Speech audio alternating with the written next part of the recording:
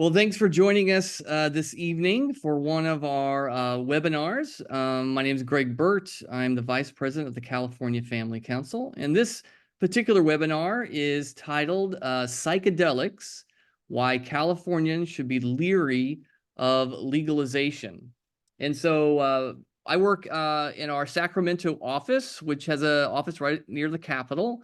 And just to let you know, we are a Christian organization that is dedicated to promoting biblical values within policies that we believe lead to human flourishing, not just for Christians or people of faith, but for everyone here in California.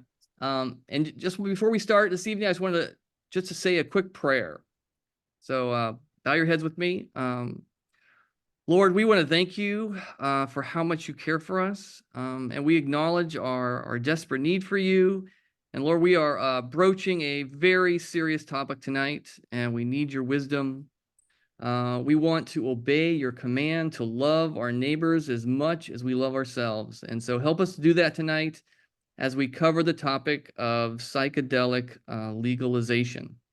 So just to start with, as an introduction, we here at the California Family Council have been very concerned over the last several years about a particular senator, Senator Scott Weiner from San Francisco, who has been advocating for the end to the war on illegal drugs. And I wrote a story about this, which I will put on the screen here, a couple years ago, back in 2020, and where Senator Weiner openly talked about his desire to end the war on drugs, and he particularly said he wanted to start with psychedelics.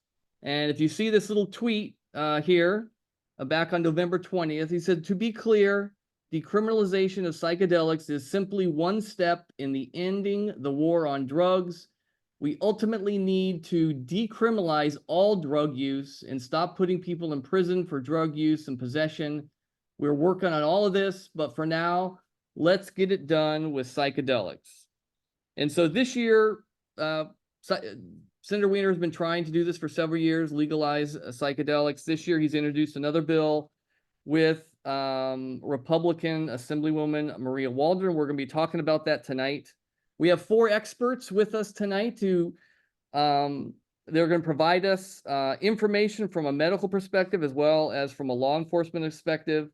At 8 o'clock, we'll provide a time for question and answers, which you can put in the chat, and we'll get those answered for you. You might want to wait until the end because maybe some of your questions are going to be answered before that. But let's get started. We're first going to have Frank Lee present. He is the Vice President of California Coalition Against Drugs. He is a legislative committee member of the California Narcotics Officers Association, and he is their California Citizen of the Year for 3 consecutive years. Together with the director of CNOA, Frank has been taking the lead to thwart the California drug bills for many years, registering many victories. And so we're so appreciative to have you, Frank, and we look forward to your presentation. Thank you, Greg. Good evening, everyone. Thank you so much for joining us. California Coalition Against Drugs strongly opposes to the legalization of psychedelics, which are deleterious, especially to the young people. We beat the proponents' attempts to legalize psychedelics in the last 3 years, including legalization for recreational purposes, day rape drug ketamine, LSD, group sharing, public transfer, etc. So they have no alternative now but to turn to medical purposes, as reflected in their latest bill, SB 1012. But they're not going to be stopping here, just like the case of cannabis.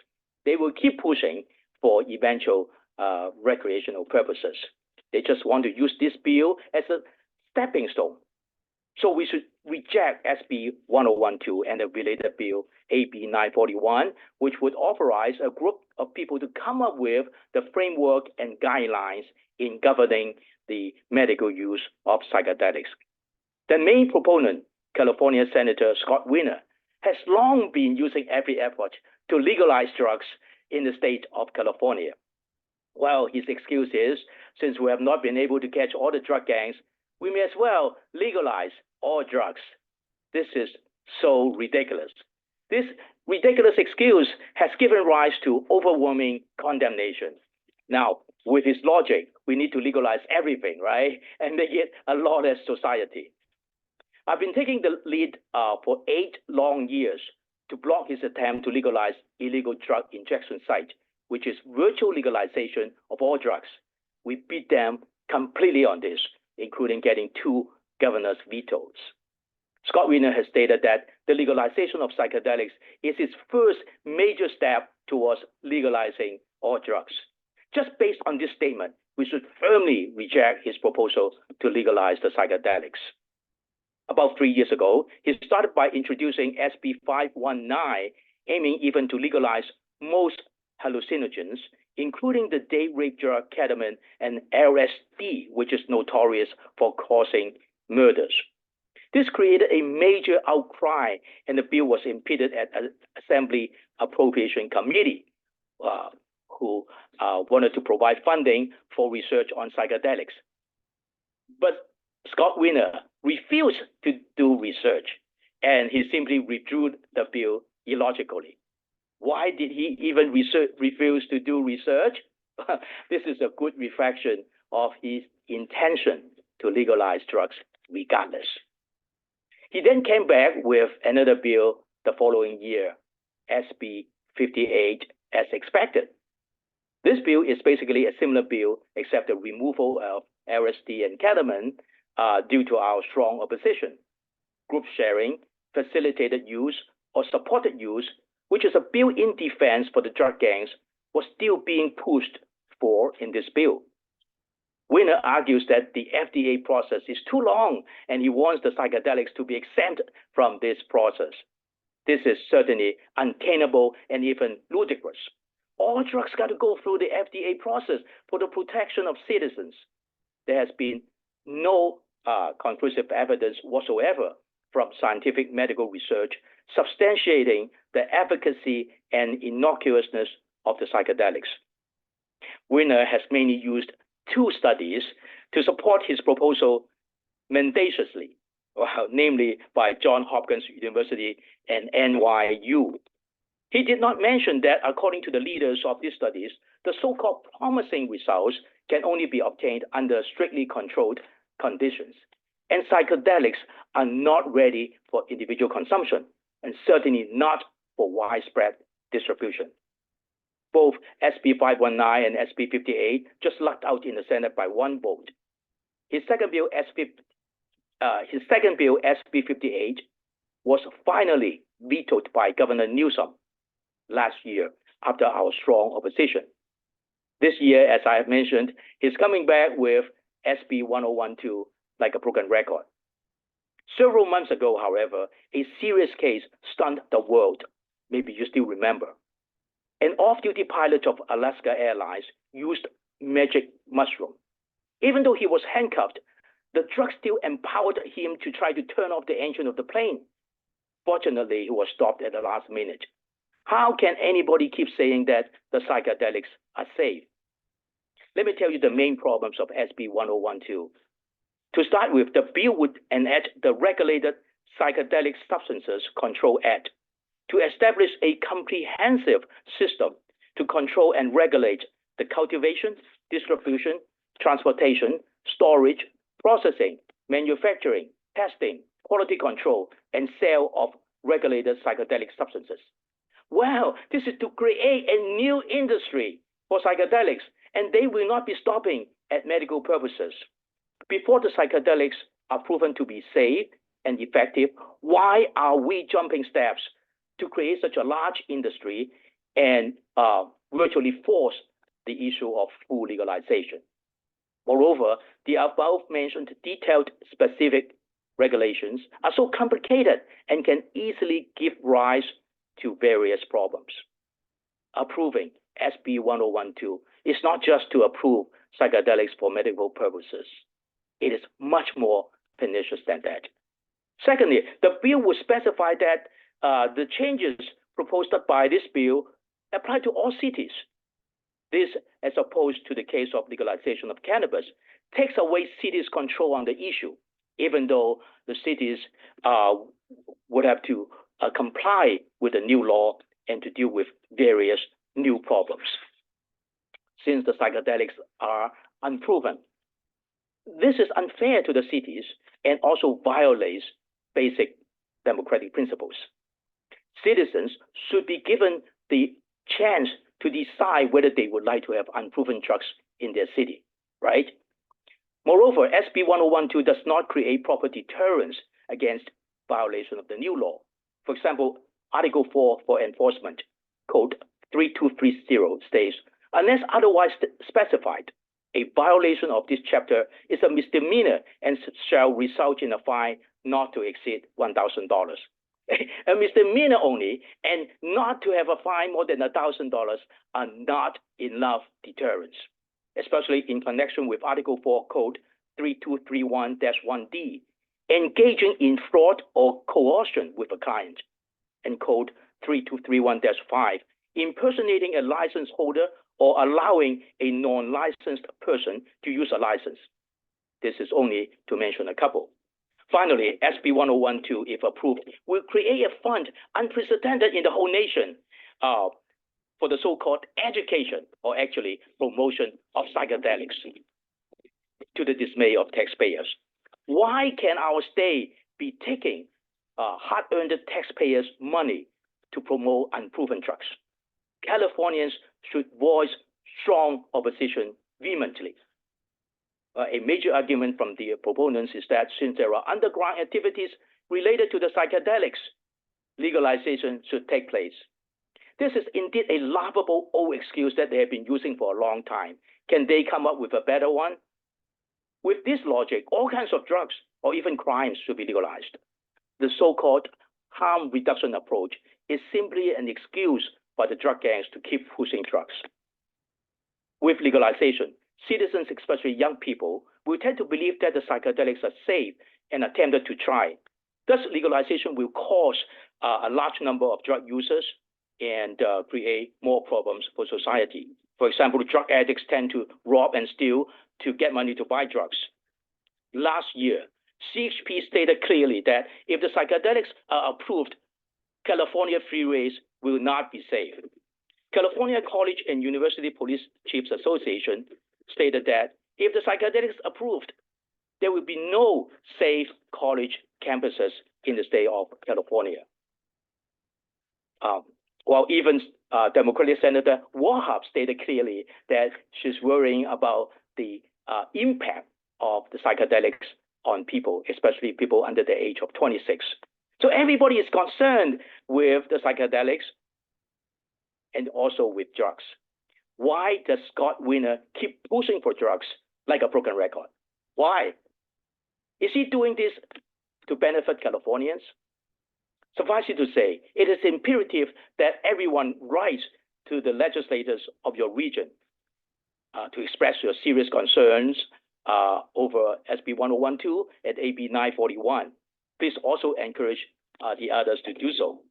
Now, contacting the legislators in the committees that SB 1012 is heading to is recommended. There are two committees, namely California Senate Public Safety Committee and California Senate Business, Professions, and Economic Development Committee. We have uploaded two sample letters, one for each committee, and also the email addresses of all these senators for you. So you can download, and if you want to, you can simply do a cut and paste job. It is the number of opposition letters that counts. Let's work assiduously together to stop the drug gangs again on this pivotal issue. Thank you very much. Thank you so much, Frank. That was great. All right, our next speaker is Dr. Ken Finn. He has been practicing pain medicine in Colorado since 1994. He is board certified in physical medicine and rehabilitation, pain medicine, and pain management. And he is certified in cannabis science through the University of Colorado. He is also a volunteer clinical instructor for the University of Colorado Medical School in Colorado Springs, and he is the former president of the American Board of Pain Medicine and has served on their exam council for 20 years. So thank you so much, Dr. Finn, for being with us. We can't wait to hear your presentation. And you're on mute, so you have to unmute yourself. Yeah, you see your mute button? There we go. There you go. Just want to make sure you can hear me okay. We can hear you. Let me pull up my slides here. We have a lot of ground to cover. Can you see my slides okay? Yes. Okay, well, I basically just started going down this road. My background really is in pain medicine, as Greg mentioned, but also I'm very well versed in the world of marijuana, and psychedelics are simply following the marijuana playbook, which is the big tobacco playbook as well. A question people ask, what are psychedelics? So they're kind of a host of different types of chemicals. One, psilocybin, LSD, most people are familiar with, but the other ones people may be less familiar with are DMT and MDMA, but they are considered in the psychedelic class. From a scientific perspective, I think the science on the use of psilocybin in particular for mental health conditions such as treatment-resistant depression is probably a little stronger in the scientific realm. However, and I'll get to this a little bit later, it's important that we follow the science, not public opinion or people's personal experiences and anecdotes. This was a study that showed, maybe this psilocybin might be helpful, but it was a very small study, only 26 patients. It was a short duration, between 1 week and 6 months. And the interesting thing, they did not use the plant itself, which is a big concern of mine when you're talking about plant-based medications. We already have a lot of plant-based medications that have gone through the FDA drug development process, which I support 100%. I do not support the free pass that these plants are getting and creating community harm. This was another one in the New England Journal of Medicine, looking at synthetic formulation of psilocybin, looking at the treatment, but there were adverse effects that were seen. About 72% to 84% of people using this for treatment, some of which were reporting suicidal ideation or self-harm. So again, people don't hear this side of the coin when you're talking about the adverse events associated with any type of substance that may be touted as a medication or something that's going to be beneficial. A response to this looked at this online survey of psilocybin mushroom users. Nearly 40% of the people that responded rated it as among the most challenging experiences of their lifetime, putting themselves or others at risk for physical harm, manifesting physically aggressive or violent behavior, requiring medical help, seeking treatment for enduring psychological symptoms. So if legalization and commercialization are a lot allied with medical movement, shops and clinics are going to proliferate to even impact more vulnerable populations. And very importantly, rigorously designed medical protocols will be compromised. About a year and a half ago or so, looking at the hallucinogen use among young adults between the ages of 19 and 30 in the US between 2018 and 2021, there was a significant increase in the past year use of LSD hallucinogen, which was twice as high in 2021 as it was in 2018 among young adults. The correlates of non-LSD hallucinogen use, including being white, male, higher socioeconomic background.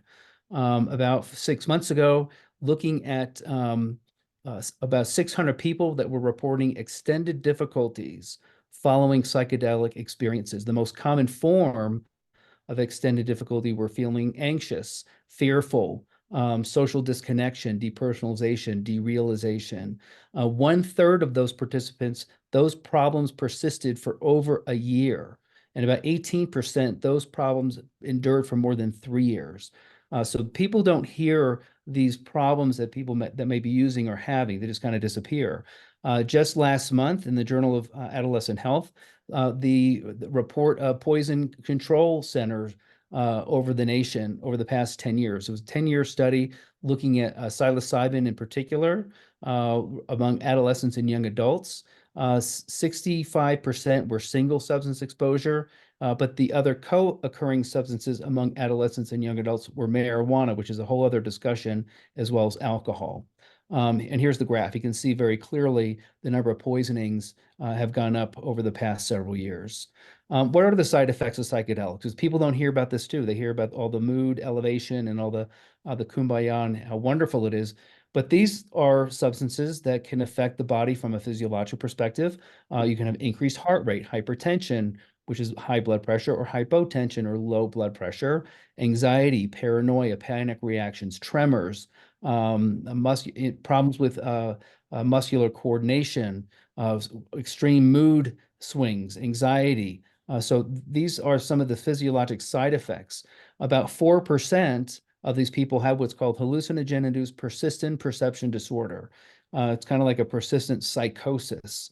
And these are people that they have stopped using, and these problems can persist for weeks, months, or even years after their last use. And a little over 4% of people who chronically use hallucinogens develop this disorder. And so we're really opening Pandora's box if we're going to allow people access to a chemical that we don't really know how to deal with it, how to dose it. There's no dosing guidelines. There's no prescription for it. So it's very concerning. In Northern California several years ago, a bunch of people got sick by eating death cap mushrooms. 3 of them required liver transplants, and an 18-month-old suffered permanent neurologic impairment. In the subsequent weeks in California, several people developed liver damage after ingesting what they thought were psychedelic mushrooms. So these chemicals, just like marijuana and other substances, can cause harm. I published a little article in Colorado Politics about a couple of years ago. Emerging data shows that may have medicinal value, especially in controlled environments. Now, Colorado wants to allow personal growth, transport, and what we call unlimited gifting in a very uncontrolled fashion. And we'll be in uncharted waters. We do not know what's going to happen. We already have plant-based medications, like I said earlier. They've met the rigor of scientific study. Aspirin, for example, comes from the bark of the willow tree. Taxol, which treats breast cancer, comes from the Pacific yew tree.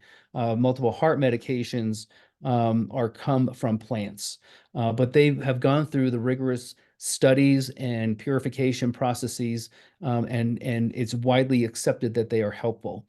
Things like psychedelics, things like cannabis have not met that rigor. We have not done a good job with our current, quote, legal medications like alcohol, tobacco, opioids, marijuana. We know what the societal effects are. Now we're just going to simply add another potentially addiction for profit industry onto the public that has no idea what the public health implications are going to be. In Oregon, just recently, why is California not learning from your neighbor to the north? They recently want to reverse their drug decriminalization because of their addiction and overdose crisis that's plaguing the state of Oregon. So I think it's, very important that California really look at this with a critical eye and a scientific perspective. And my slant really is from a scientific public health and safety position, not a partisan issue. It's really a public health and safety and an evidence-based, science-based perspective.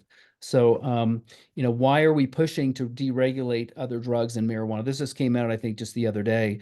We know that there are inherent dangers that are becoming more apparent with things like psychedelics and like cannabis, and it really requires intensive study before we let the public start using products that are poorly regulated, frequently contaminated, and potentially harmful. So I think science and not public opinion should drive policy. And again, this is from a public health and safety perspective. I'm just in the interest of time, I'm going to cut it short so we have time for Q&A. But this is what I prefer to do before my work, and I'm looking very much forward to mountain bike season.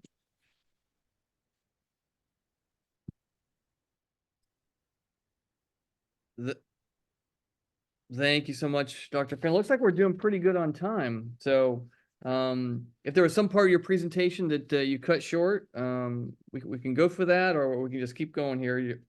So that's up to you. I keep going, so I think people are going to have a lot of questions. Okay, great.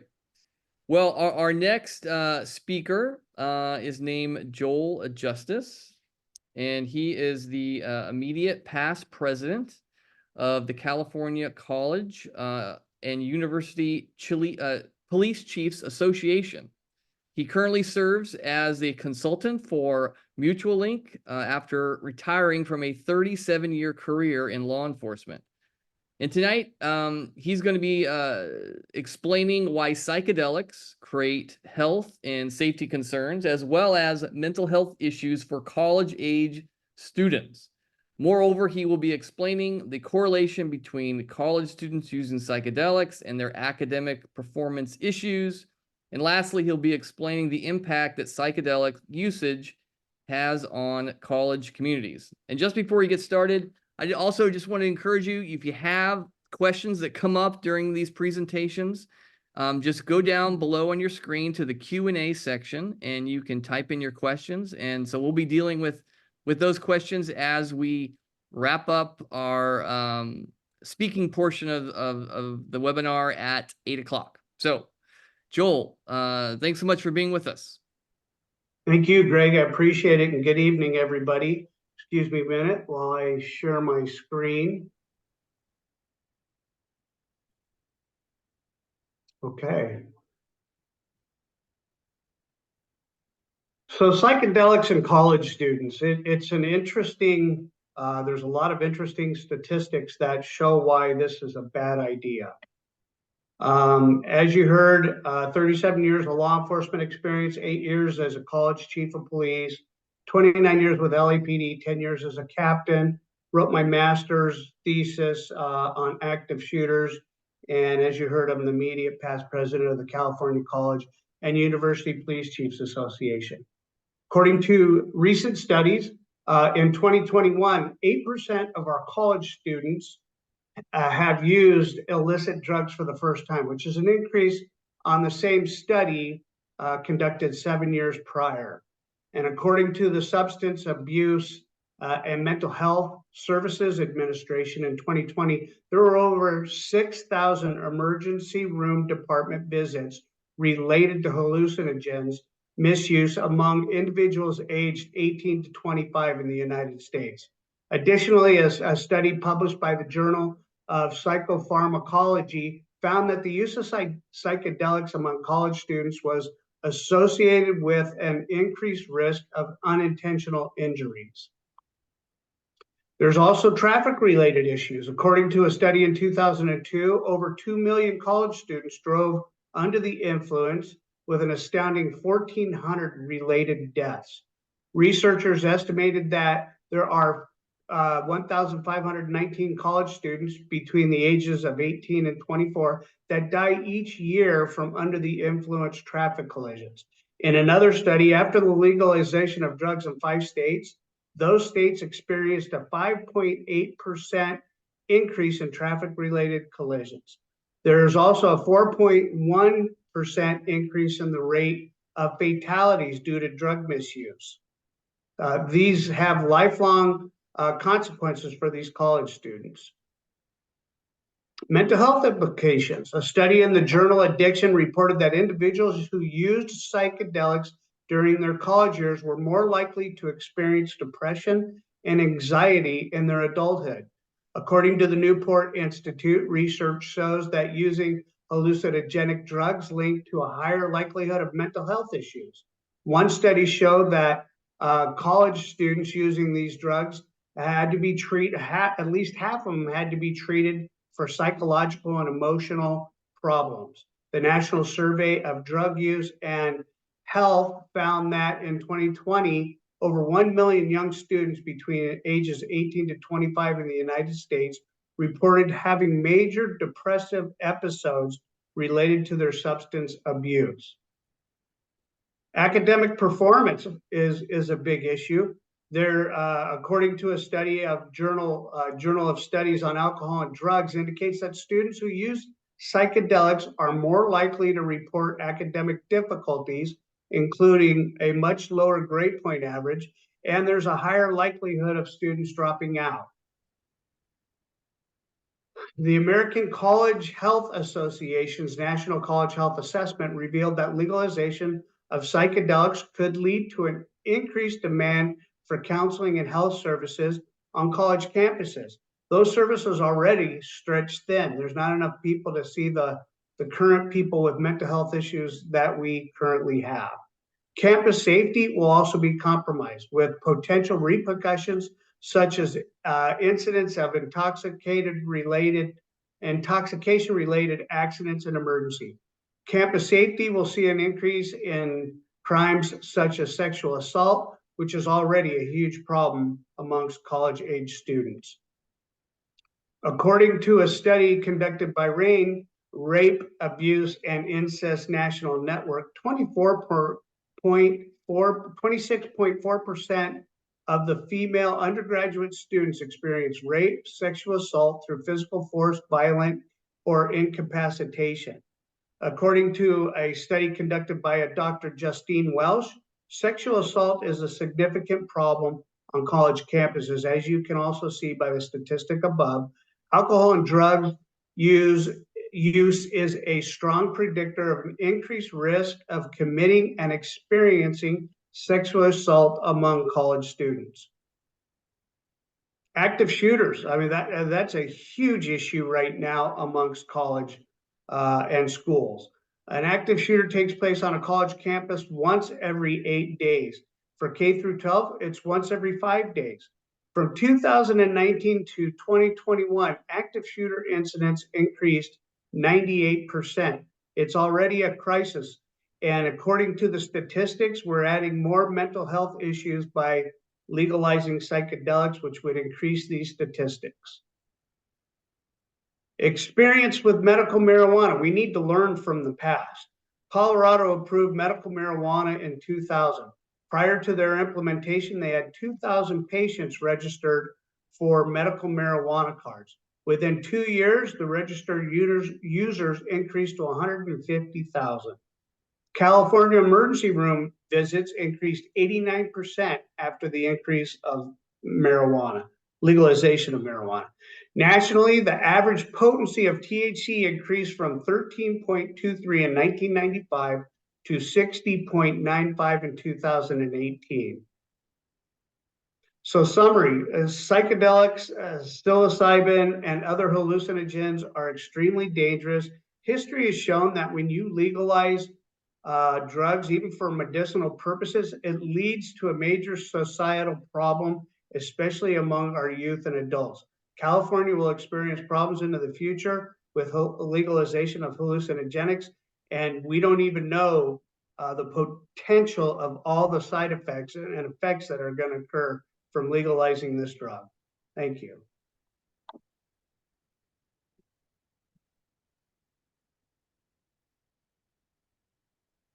Thank you, Joel. That was great. All right, our last interview is with Dr. Jennifer Bowen, and it's taped. So we'll roll that tape right now.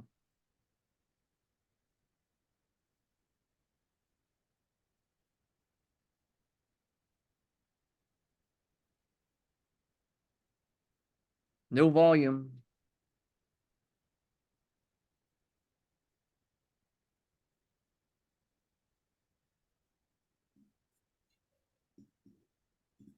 And she is the director of the Center for Family Studies at the Family Research Council. She researches and advocates for policies that will best serve the health and well-being of families and communities. And Jennifer earned her PhD from the New York University with an emphasis in trauma studies. Her scholarship and publications have focused on the effects of psychological trauma, including man-made and natural disasters. And tonight, she will be speaking on psychedelic-assisted therapy, the science, the politics, and the potential harms. So welcome. Good to be with you, Greg. I'm excited to share tonight, and we can go ahead and just dive right into it if you're ready. Let's okay. go. So let me start sharing my screen here. All right. Okay, so I'll go ahead and start. So what I want to talk to you about tonight is psychedelic assisted therapy, and I won't go into a lot of what that means, other than it's been a treatment protocol that's been in the works for some time now. But basically, it's been billed as a treatment protocol that brings somebody into an altered state in order to deal with the traumatic experiences that they've had in their life. Now, right now, it's been billed as primarily a treatment for post-traumatic stress or traumatic experiences. It's getting a play and a wide range of issues, including anxiety, depression, etc. But the primary focus at this time is on PTSD. So given that, I want to just talk a little bit about the background that gave rise to this as a treatment protocol, and also some of the science that's being used to get FDA approval for psychedelic drugs, and also what are the clinical concerns. As Greg mentioned, my background is as a trauma therapist and researcher, so I'm very concerned about how this is going to impact those who've had traumas in their life. Okay, so first of all, you just have to remember the background here of what's going on in our larger society. And that is, just in the last 30 days, about 2.2 million Americans have reported using a hallucinogen, and that's outside the clinical context. Okay, and that's important to keep in mind, because once this treatment, once psychedelics or hallucinogens gets sort of endorsed by the FDA and by our government, then it's no holds bar, right? Because if it's good for the clinical context, then why wouldn't it be good for the rest of the world? Okay, so we're just hearing about the psychedelic assisted therapy, but there has actually been a long-standing effort to legitimize marijuana and psychedelic drugs through research. In fact, some of the key players of this movement actually said, when the Nixon administration put both marijuana and psychedelic drugs and issued them as Schedule I drugs, meaning that they have no redeemable clinical value. Okay, so ever since then, there have been groups that have been working hard to bring a legitimate view of these types of drugs, and they said that they were going to do it through research, and that's exactly what we're seeing. So one of those characters that has been at play is Rick Doblin. And he wrote his dissertation, in fact, on how to get the FDA to approve both psychedelics and marijuana. And so as we all know, marijuana has already been released on our society. And now the next move is for psychedelics to likewise be released. And so how do you do that? Well, how do you decriminalize? And through legitimizing these drugs, you do it by saying that they have some medicinal or psychological benefits. So I'll just tell you a few concerns that I have about the research that's being used to support FDA approval of psychedelic drugs, including MDMA, hallucinogens, other hallucinogens like LSD, psilocybin, etc. First of all, when you look at the data that's in clinicaltrials.org, a lot of what you'll see are the same researchers.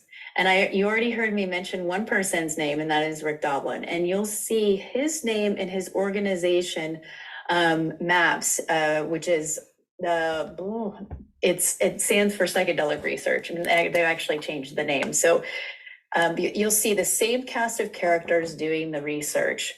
Now, what on earth could be wrong with that? you kind of lack a little objectivity when you have the same people doing the same work who all have a vested interest in producing a certain outcome. The other problem that you'll see in this data and these research studies is that many of them were produced with very small sample sizes, often less than 25. And that, not to get into the weeds of that, but when you're doing meaningful comparisons, samples of less than 25 just don't even give the right threshold for some kind of statistical comparison. And then interestingly, and then this is just one study, but I found it curious that in this particular study, 61% of respondents said that they experienced improvement on a placebo. So they were put in a kind of like a psychedelic condition where they're in a room, like with maybe lava lamps and so something that would indicate a psychedelic type of experience. And they ended that experience saying that they had a improvement in their symptoms. So that's very curious. The drop rates are also high in these studies. And here's a few other things that I just quickly mention, is that there is obviously a clear agenda when you look at the fact that even before the FDA has approved these drugs, that there are certification programs available to you. So right now, as a licensed clinician, I could go out and get a certification in psychedelic assisted therapy.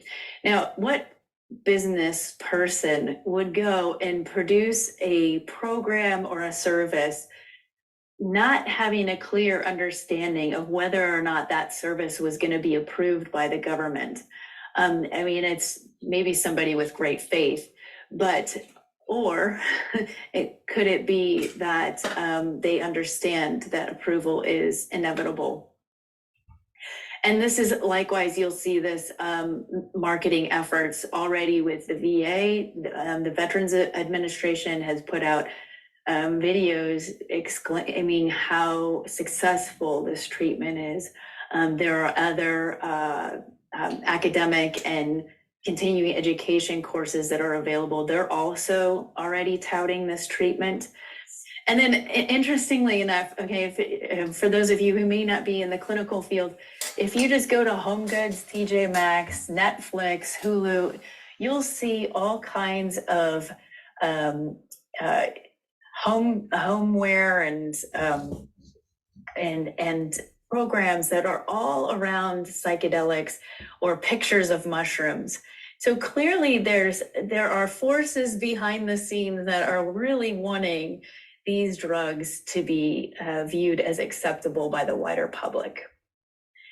And most importantly, these are the things that I have the most experience in, and are my concerns related to the trauma field. And that is that this intervention, let's just say, whether it's used in the clinical space or just in a decriminalized space, the concern I have with those undergoing this treatment is that it's for trauma, is that it actually mimics the part of trauma that's very painful, which is a sense of utter lack of control.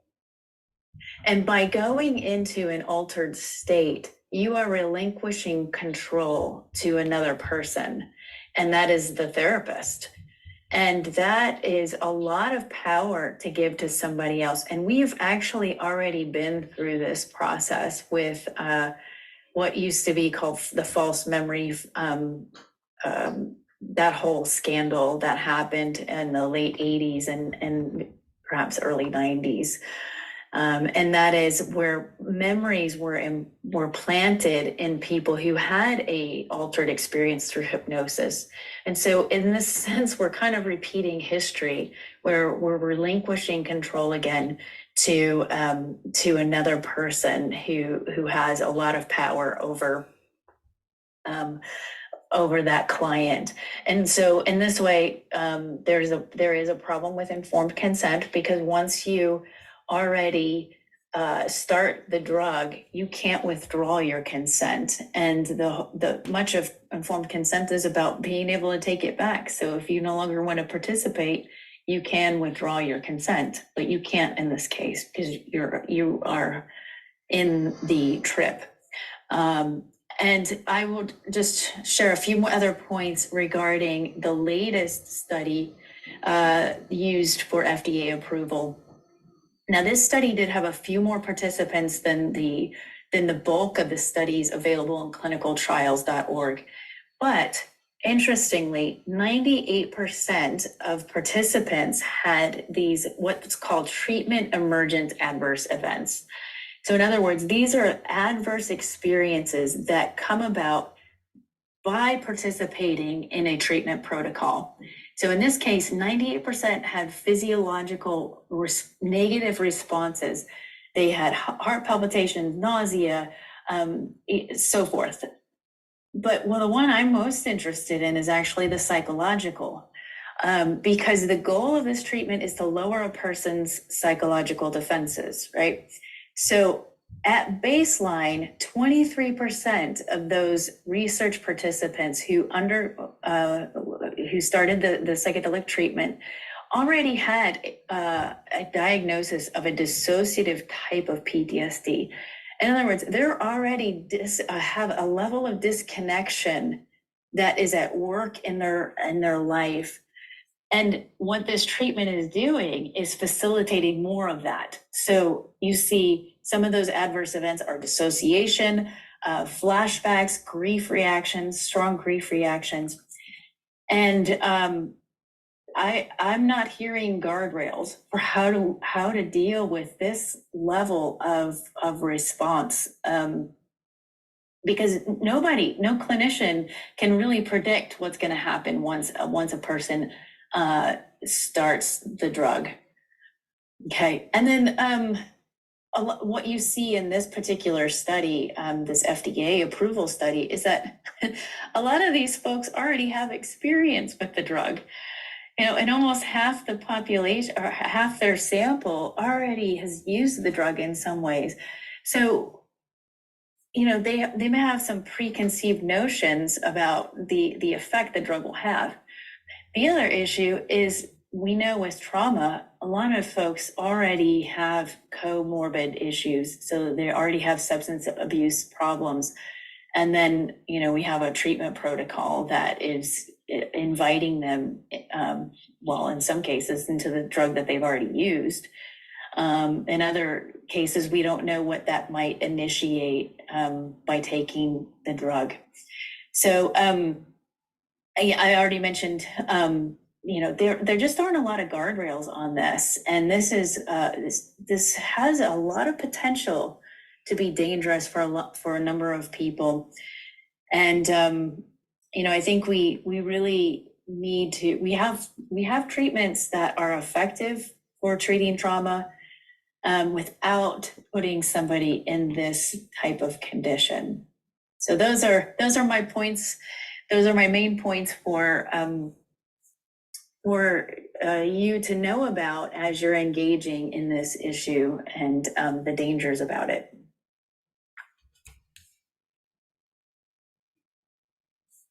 Well, folks, appreciate you being here. Now is the time we're going to set aside some time for questions and answers. And want you to be able to type your questions in. So far, we only have 2 questions. I have some questions to ask as well. But why don't we start with these questions? So if you want to ask a question, you go down to the bottom of your screen, where it says Q&A, and click on that, and you can type in your question there, and we'll have our panel answer it. So I'm not sure if the rest of our panelists can see the questions, but I'll just read the first one here. It says, what about ketamine? I'm not sure if I'm pronouncing that right. Ketamine. It says, my friend was treated with it in Reno and Sacramento. She was seeking help for an old injury. The experience she described was leaving her body and extremely unusual and detailed dreams. She also said she went inside her body and saw things. Are you guys, any of you familiar with ketamine? Is that a psychedelic, or Feel- anybody who wants to answer that? Yeah, I'll field that one. Can you hear me all right? Yes. Can you hear me okay? Yes, I can. Yes. Yeah, ketamine is another medication that has been not well studied in terms of treatment of a variety of medical conditions. And what I'm reading in the literature and what I'm reading and hearing from my colleagues is that although there might promise, it's still not regulated, it's not controlled. We don't have good quality studies, and the harms seem to outweigh any benefits. And what I'm seeing in this question is that it was a kind of a psychotic type of reaction to a medication, and that's kind of the unfortunate thing in some of things like psychedelics, and it's human experimentation to certain degree because we have products that are not well proven, studied, and accepted in the medical community. Right. Dr. Finn, I'm not sure if everybody else is having a hard time hearing you, but you're going in and out a little bit. But does anybody else have a comment on that? Well, yes. Yeah. Actually, ketamine is a very, very bad drug. It's what people commonly refer to as the date rape drug. So we were very angry when Scott Weiner first proposed to legalize it as one of the psychedelics. We challenged him that you always talk about protecting women. Why do you want to legalize ketamine? So he quickly removed that from his list, on the SB 519. When he came back again with SB 58, ketamine is no longer there. So this is a very, very dangerous drug that has never been proven and is hurting a lot of women continuously. Now, is it included in these new bills that he's introduced? Is he trying to get? No, he dares not to, because we were very angry with this 3 years back, and so he quickly removed it. So he never dared to bring it back again. Okay. What about LSD? Is that included in these new bills? No, LSD is also another very bad and very dangerous psychedelics. According to the California District Attorneys Association, at least 11 murder cases were caused by LSD. So they strongly oppose to SB 519. We were also working with California District Attorneys Association. In fact, all 26 law enforcement units in the state of California oppose to the psychedelics. The fact is very straightforward. Right. All right. The next question. It says, who is behind this movement of legalizing these insane drugs, and what's their ultimate goal to achieve, or what's the ultimate outcome they're trying to obtain?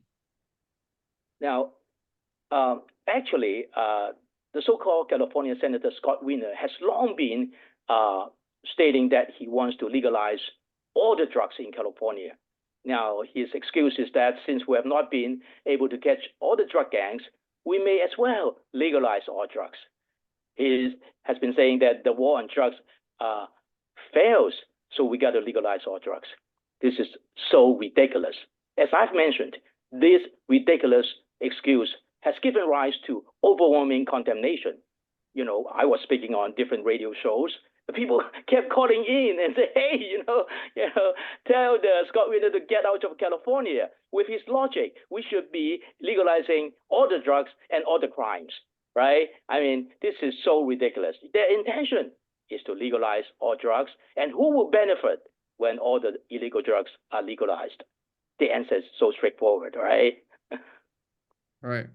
Anybody else want to comment on that? Who's behind it? Because it's not just Scott Weiner. It's like this is a national, maybe an international movement. with lots of different players. Well, they are actually the one whole big gang, you know. But let me tell everybody not to be discouraged. In September of last year, Scott Weiner publicly admitted that, you know, his attempt to legalize all drugs in California fails because of strong opposition. So who is the strong opposition? We are the strong opposition. So we got to congratulate each other, right? So we got to keep fighting, but we cannot be relaxed. They will keep coming. Right. If I could add something to that, I do know that there seems to be some prevailing thought that narcotics and drug usage or addiction should be decriminalized because it's an illness rather than the drug. And I 100% disagree. I mean, yeah, it is a medical problem, but when you legalize drugs, you invite more people to experiment and then eventually end up addicted to some of these drugs. And I think it's not the way to solve the drug problem. I think we do need to think outside the box, but legalizing it is not the answer. Well, I certainly agree, because it will give people the wrong impression, especially the young people, that the drugs are safe, and so they are tempted to use it, right? So this is definitely wrong way to solve the problem.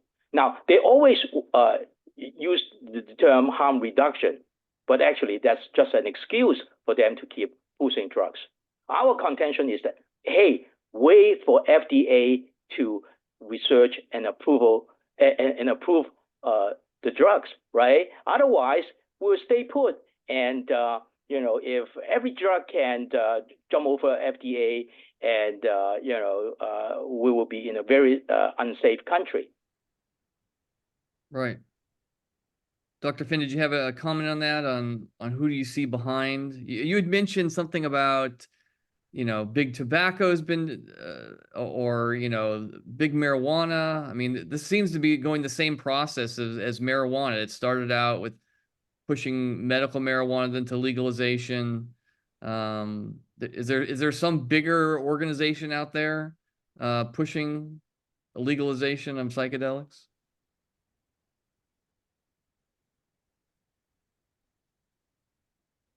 Yeah, I think it's following the same playbook. I mean, it's really social normalization 1.0. You know, we saw the same thing with tobacco. When we normalized use, rates went up, and it took a huge educational effort for people to understand the harms of tobacco before use start to go down. And now, since the tobacco companies are losing money, they kind of switch gears, and they're heavily invested in the marijuana industry because they're losing customers. So I really Looks like we lost him again. addiction for profit. And I'm sorry. Can you hear me okay? Yeah, you just cut out for a second. Yeah, I think it's simply another addiction for profit move. I mean, after, you know, normal drugs and use goes up. And when use goes up, harm goes up. Right. All right, let's go to a new question here. It's from Emily. She says, well, she's asking a question about Dr. Jennifer Bowen mentioned products in stores promoting such things as psychedelic mushrooms. Do you know what she was referring to? Are there products out there?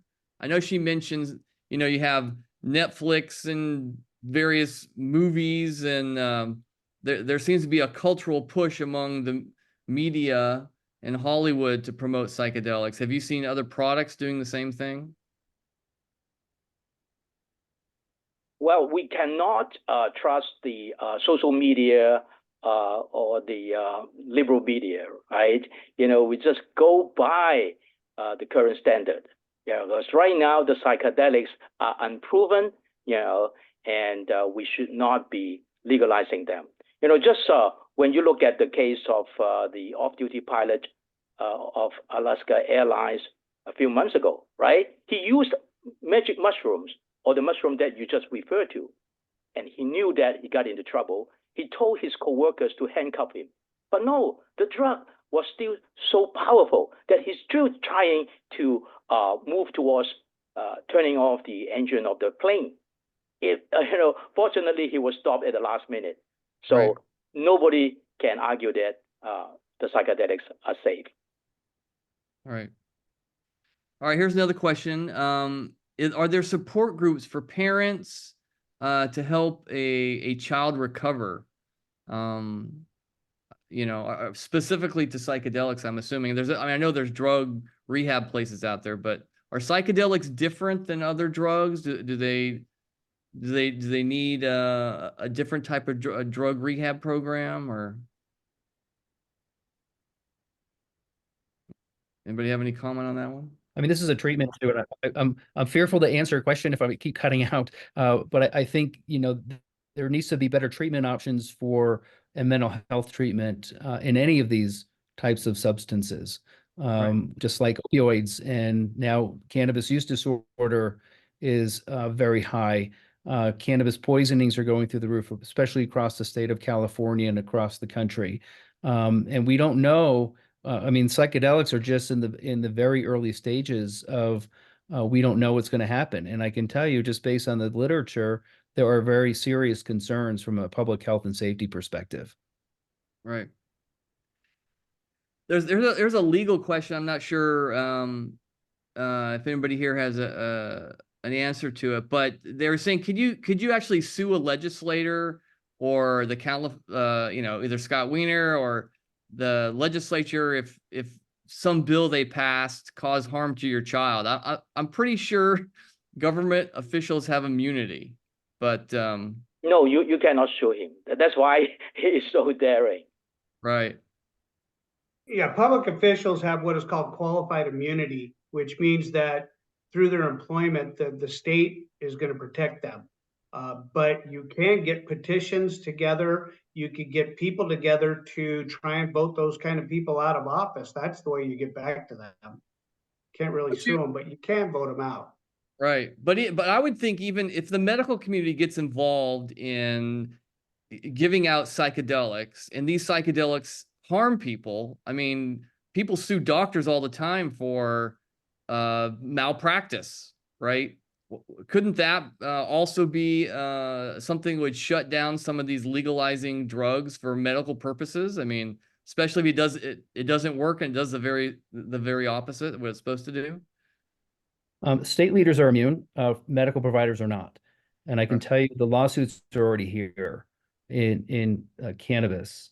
The lawsuits against providers have already started in medical providers that are making marijuana recommendations inappropriately because they don't know the science and they don't know the adverse events. And people are actually dying related to their cannabis use. So I think the same thing's going to happen with psychedelics. The state leaders who really don't care because they know they can't get sued, they have immunity. They don't care if the doctor down the street is going to get sued because of an adverse event. Right. But here's a question. It says, what are some of the strategies and milestones in place for us to stop these drug legalization in California? If somebody wants to get out there, hey, I want to help stop this. What can I do? Well, as I've mentioned, we should congratulate each other because in the last 3 years, we were successful in blocking them in terms of legalizing the psychedelics. Just as I mentioned right in the beginning, they were trying to legalize the psychedelics for recreational purposes, for ketamine, for LSD, for group sharing, for public transfer, etc. We blocked all of this. So right now, the only alternative they got is to turn to medical purposes, trying to stay fighting, right? So we should hang on and keep fighting hard. And now my suggestion is to send a letter to the two Senate committees that SB 1021, SB 1012 is heading to, namely California Senate Public Safety Committee and California Senate Business Professions and Economic Development Committee. And then another suggestion is that keep track of what's going on by getting our mass emails, or our notifications. And so we got to keep informed and keep working together. And we should be able to block their attempts. Again, I want to mention that last September, Scott Weiner openly stated that his attempt to legalize all drugs in California seemingly fails because of strong opposition. And who are the strong oppositions? We are the ones. And so we got to congratulate each other and keep working assiduously together so that we can take care of all these challenges from them. I agree, Frank. And I think it's important you follow the lead of your state to the north. I mean, they're reversing track on their Measure 110 because of look what happened in Oregon and Portland in particular with their significant drug crises. So I think you should follow Oregon's lead. You know, they already went down this road. Right. And you know, on the California Family website, we have a tracker. We track legislation as it goes through these two particular bills that we talked about. AB 941 and SB 1012 are the two psychedelic bills that are now in the Senate, and so they have to go through committee hearings. So writing letters, we'll be doing a calling campaign. So if you sign up for our newsletter on our website, californiafamily.org, sign up for our weekly newsletter. We will be sending you out alerts about when to call in. We'll give you talking points and everything like that. So we'll make it easy for you to call your legislator's office. But let's see. Let's go to the next question. This is a question from Epoch Times, a reporter. Well, it keeps just, here he goes. What action are you taking in opposition of the bill? Anything we can look forward to? Like, are there particularly things? Are we gonna? I guess they're looking for some news event they can cover. Well, actually, as I've mentioned earlier, we have uploaded 2 sample letters for you folks to use. One for each committee, the Senate Public Safety Committee and the Senate Business Professions and Economic Development Committee. This bill, SB 1012, will be heading towards these 2 committees. So we got to beat them in one of these committees. And I think right now that is the tough task in front of us. Right. Another question here is about cultivation. How was these drugs going to be cultivated? You know, there's a big problem now with, you know, using land to cultivate marijuana, sometimes illegally. I'm assuming if they want to legalize psychedelics, they're going to have to grow them here or import them from other countries, or that seems a little, you know, especially when they're still illegal by the federal standards. Well, I think this bill already paves the way for eventual legalization of psychedelics for recreational purposes, right? You know, if they are really trying to just focus on medical purposes, they don't need to create a completely new industry. I think if you heard me earlier that they're gonna, have a comprehensive system to control and regulate the cultivation, distribution, transportation, etc., right? Creating a new industry. We strongly oppose to that. Now, this is like jumping steps, you know, or virtually forcing the eventual full legalization. Right. There's a question here about marijuana, but I think I'm going to ask, I think it might have been answered already, but it says our daughter was diagnosed with bipolar illness, was given cannabis by her friends, which led to a psychotic episode. Is it true that today's marijuana is stronger than it's been in the past? Yeah, I'll field that one. Cannabis psychosis is a real threat. You guys in California are familiar with the Bryn Spetcher trial from Thousand Oaks, where she became acutely psychotic after smoking some marijuana and then stabbed her date 108 times, tried to stab herself and the dog, and she was only positive for THC. Ian David Long from Thousand Oaks, you know, shot 14 people, including a deputy sheriff, and I have his toxicology report, and it was THC. Kevin Neal from Northern California killed his wife, a couple of neighbors, and tried to shoot up a school, and I have his toxicology report. Cannabis psychosis is real. It's dangerous. My psychiatry colleagues tell me that psychosis associated with cannabis scares them more than any other substance that can precipitate psychosis, including methamphetamine and PCP. They find that these people are the more violent and more dangerous people. And especially when there's a young person being exposed to this can lead to suicide. Marijuana is now the most prevalent substance found in completed teen suicide in the state of Colorado. It never used to be that way. So I think that the products of today are much stronger. The average flower in Colorado is about 20%, and we've got concentrates about 60%, and dabs, waxes, and shatters pushing the 85, 90, some claiming 100% THC. They don't look like plant products. They look like crystals. You vaporize them with a blowtorch. That is not a good delivery system for medication, in my opinion.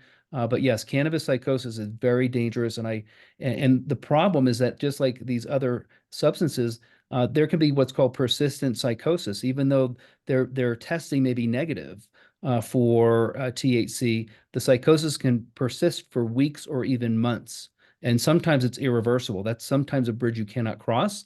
There was a very large study of over 50 years of 10 million people in Denmark, saying that nearly 30%, up to 30% of schizophrenics in the country of Denmark may have been prevented if they averted cannabis use disorder.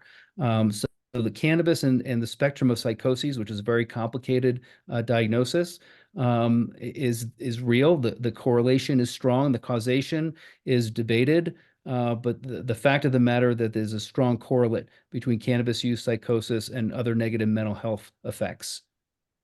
Wow.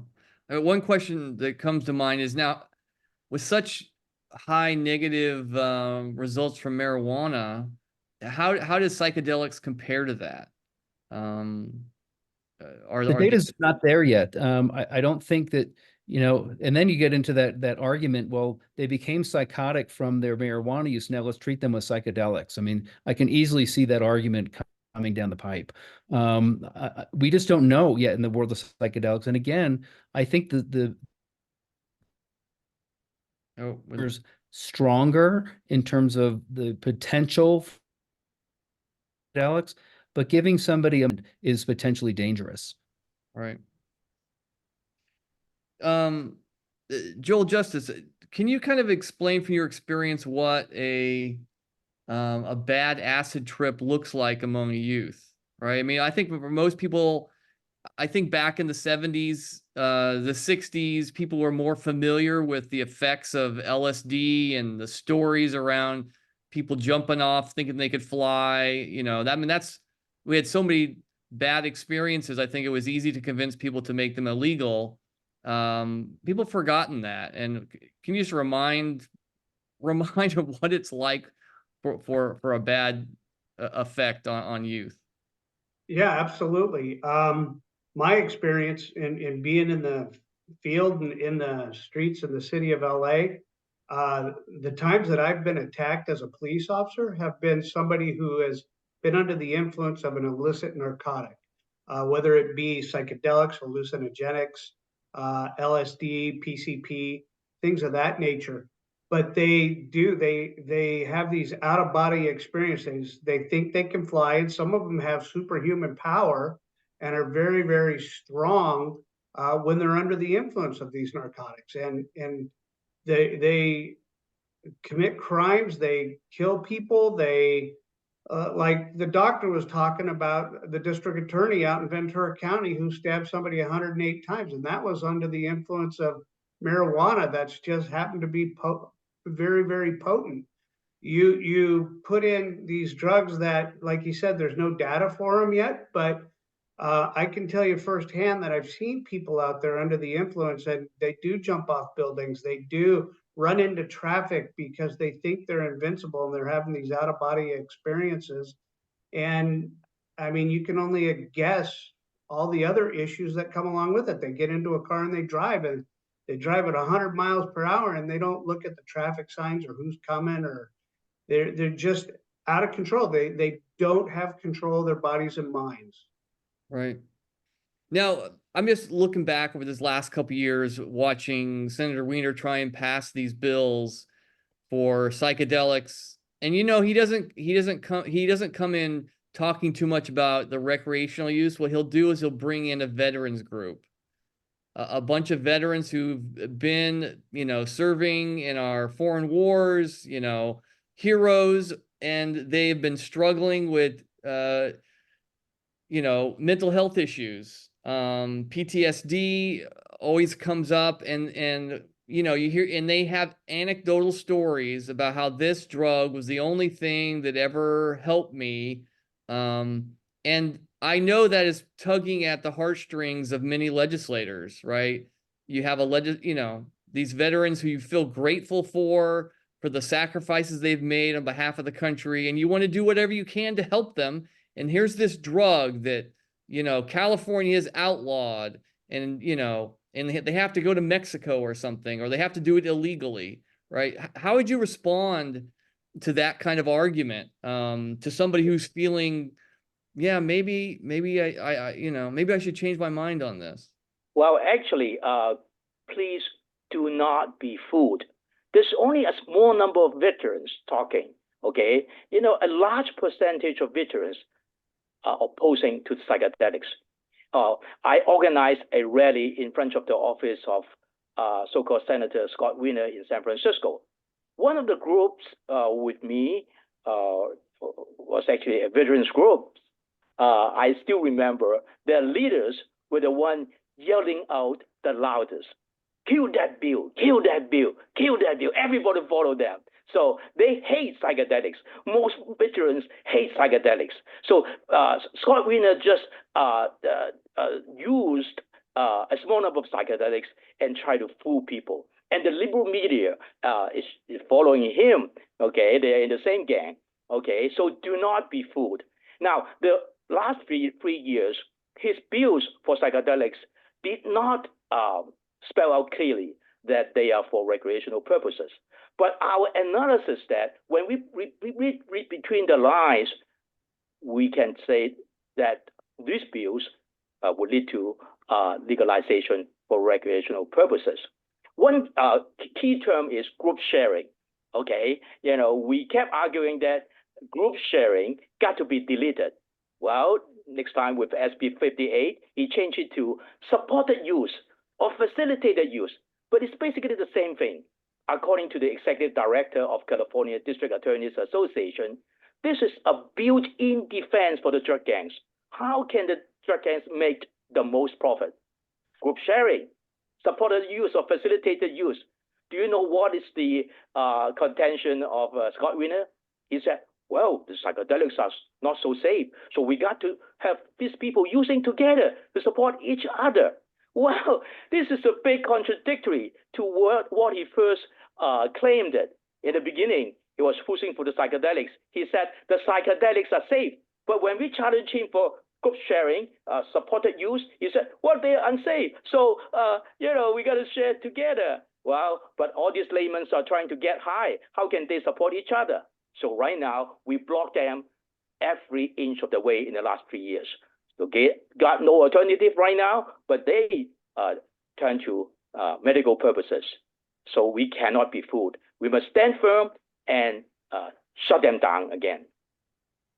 I agree, Frank. And using marijuana as an example, and when you're talking specifically about the veteran population, I remind people that the American hero, Chris Kyle, who the movie American Sniper was made after, he was shot and killed by a veteran with cannabis psychosis. And I know the forensic psychiatrist that testified and the Texas Ranger that testified in that case. Cannabis psychosis, again, is real. And when you talk about the veteran population, it's not going to be good for them. And I think the VA actually has a very nice controlled lab, so to speak. They're cranking out a lot of studies already on the lack of efficacy for things like cannabis and psychedelics at this point. It just simply has not yet been proven to be helpful. And actually, some of the outcomes may be worse. Right.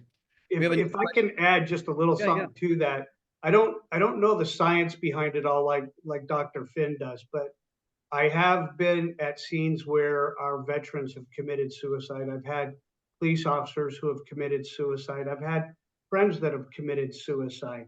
And believe me, I'd have done just about anything I could to help these people because I truly believe that our veterans and law enforcement are truly heroes and they do an unthinkable job and they see unthinkable things that nobody should have to see. But I don't think psychedelics or hallucinogens are the answer. To me, it doesn't make sense. If you're mentally ill and you're experiencing problems, let's have you hallucinate a little bit and see if that helps. To me, it's experimenting with people's lives. There's not enough data on it. And I don't think these drugs, I don't think they're going to help people in the long term. Granted, there's not enough studies on it, but I don't believe in the long term it's going to help people with mental health issues. And we do have other avenues for people that are suffering mental health issues that can certainly help them. And I think they should try those because I don't think these drugs are helping it. It's showing that it's not. It may have helped one person one time, but over the long run, I don't think it's going to help them. I think it's going to make things worse. Right. Yeah, those are stories. Those are anecdotes. That does not equate science and evidence. Yeah. Right.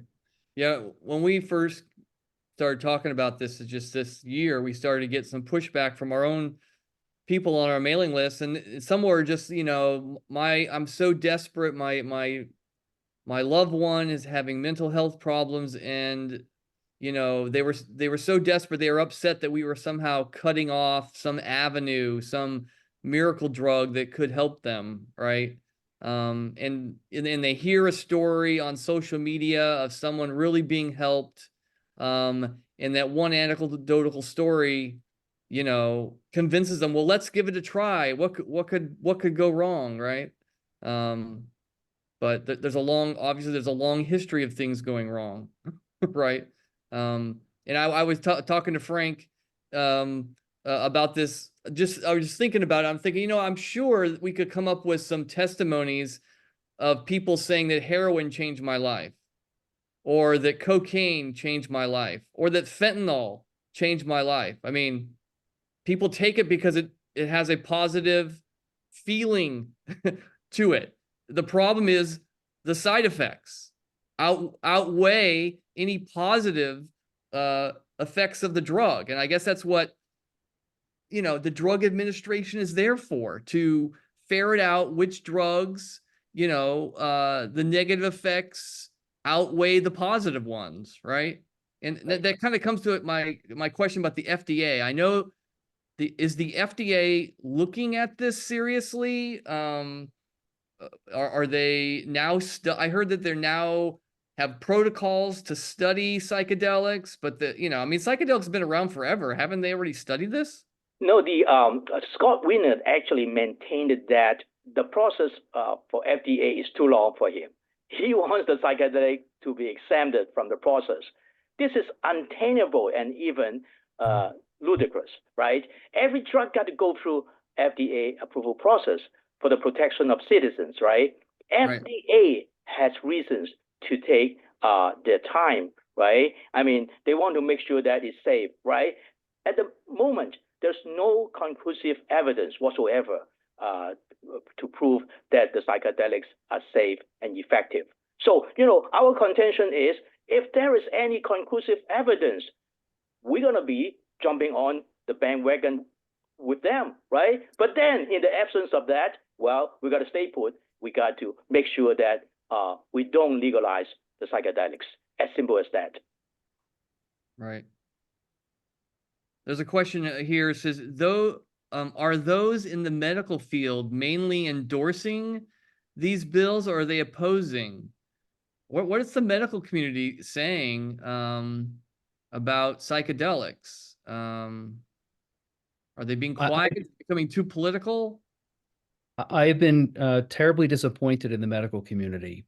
They tend to remain very silent in these issues, including the AMA. They've been, I've tried to press them into taking a firmer stance against things like marijuana and like psychedelics. The American Psychiatric Association has a good position statement against the use of psychedelics as a treatment for mental health disorders. They're a group of physicians, which is great, but mainstream media doesn't hear about this. They don't hear about these isolated groups that say this is not good, science is not there.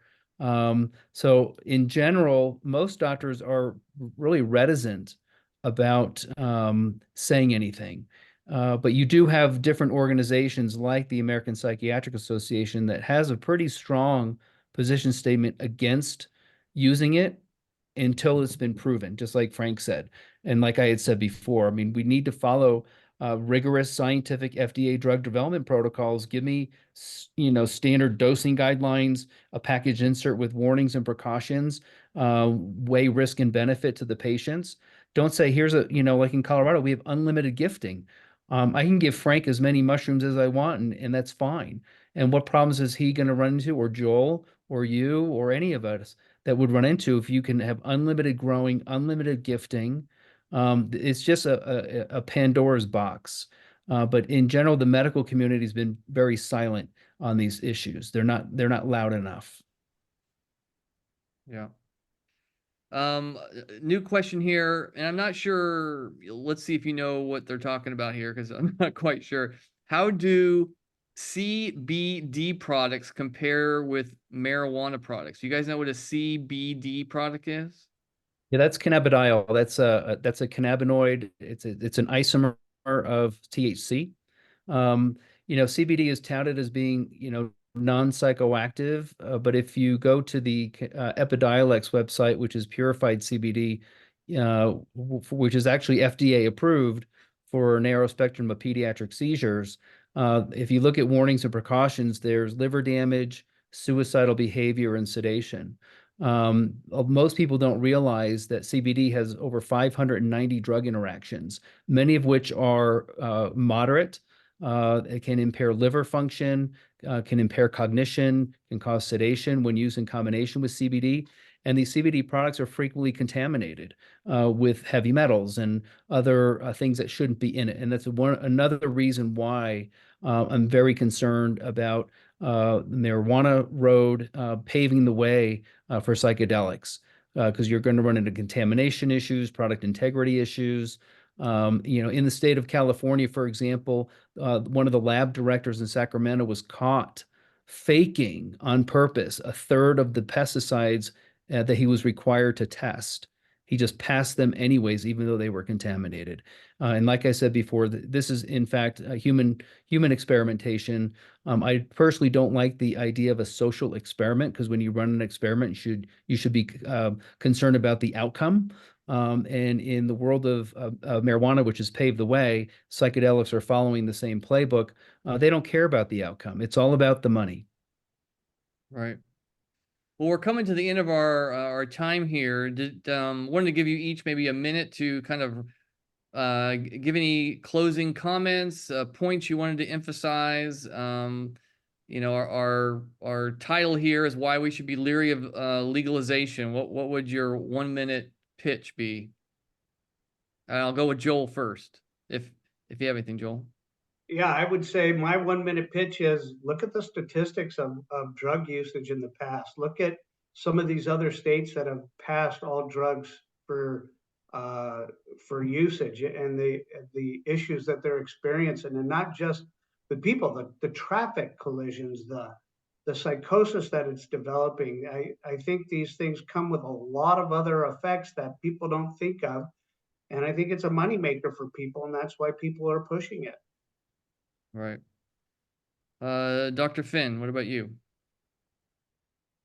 I would agree with Joel, and I think from my perspective and a public health and safety perspective, follow the science, and not public opinion. And again, use Oregon as an example. They were so excited to pass Measure 110, and now they're reversing order. They're pulling a 180. So, well, we did this. That was a bad deal. So now they're going to try to reverse and undo the problems that they've already created. Right. And frankly, Okay, well, there has been no conclusive evidence from scientific medical research substantiating the efficacy and innocuousness of the psychedelics. And so we got to oppose to the legalization of the psychedelics. In fact, last year, all 26 law enforcement units in California strongly opposed to the legalization of psychedelics. The fact that they are changing the name to try to say that it's focusing on medical purposes cannot fool us. Their intention is still going forward to legalize psychedelics for recreational purposes, for everything. So we must stand firm, opposed to SB 1012 and the associated AB 941. Great. Well, folks, thank you so much for being with us this evening. We will be sending you, if you register for this webinar, we'll be sending you some follow-up information. We talked about 2 letters. There are sample letters that you can send in to legislators who are on these 2 Senate committees that will hear this bill. And so we'll send you all that information personally if you didn't actually get a hold of it. And this webinar has been recorded. So if you want to go see it again, share it with friends. If anybody, I know some people had registered, didn't get to come, just go to our website. You go to the very top and you click on the webinars button and you will be able to see this anytime you want. And so hopefully more and more people will get educated on psychedelics and will not be taken in by all the lies and the deception that's out there about that this is the miracle drug. These have been around a long time, and all the information we have so far is it destroys lives. So thank you so much for being with us. Thank you to our experts, and good night to you all. Thank you.